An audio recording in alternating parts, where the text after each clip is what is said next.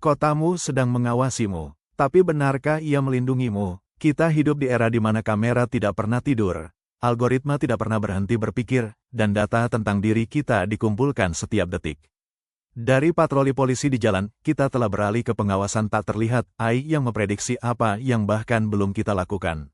Apakah ini masa depan keamanan, atau awal dari penjara digital tanpa jeruji? Dulu, keamanan kota bergantung pada kehadiran fisik, petugas patroli, pos keamanan, interaksi manusia. Tapi hari ini, kota menjadi cerdas. Smart City menjanjikan efisiensi, kenyamanan, dan keamanan berbasis data.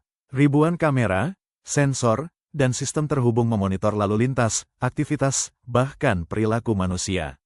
Namun di balik kecerdasan itu, muncul pertanyaan besar. Apakah kita sedang membangun kota, atau sistem pengawasan permanen? Predictive policing adalah jantung dari smart surveillance.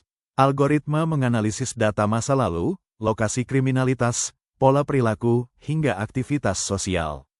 Tujuannya sederhana, memprediksi kejahatan sebelum terjadi. Seperti film fiksi ilmiah, tapi ini nyata. Namun masalahnya, prediksi bukanlah kepastian. Dan ketika mesin mulai menentukan siapa yang berpotensi melakukan kejahatan, kita memasuki wilayah berbahaya. Pendukung sistem ini mengatakan, ini adalah revolusi keamanan. Dengan data real-time, polisi bisa merespons lebih cepat. Area rawan bisa diawasi lebih ketat. Beberapa kota bahkan melaporkan penurunan tingkat kejahatan. Dalam dunia yang semakin kompleks, teknologi memberi kita keunggulan.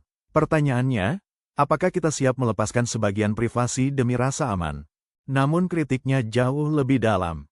Pengawasan massal berarti setiap orang dianggap sebagai potensi ancaman. Algoritma tidak netral. Jika data yang digunakan bias, maka hasilnya juga bias. Ini bisa mengarah pada diskriminasi sistematis, di mana kelompok tertentu diawasi lebih ketat tanpa alasan yang adil. Lebih jauh lagi, ini menciptakan apa yang disebut digital incarceration, di mana kebebasan dibatasi bukan oleh hukum, tapi oleh prediksi. Disinilah dilema sebenarnya. Kita menginginkan keamanan, tapi juga kebebasan. Masalahnya bukan hanya teknologi, tapi siapa yang mengendalikannya. Apakah data kita aman? Apakah ada transparansi? Atau kita hanya menjadi bagian dari eksperimen global tanpa persetujuan penuh?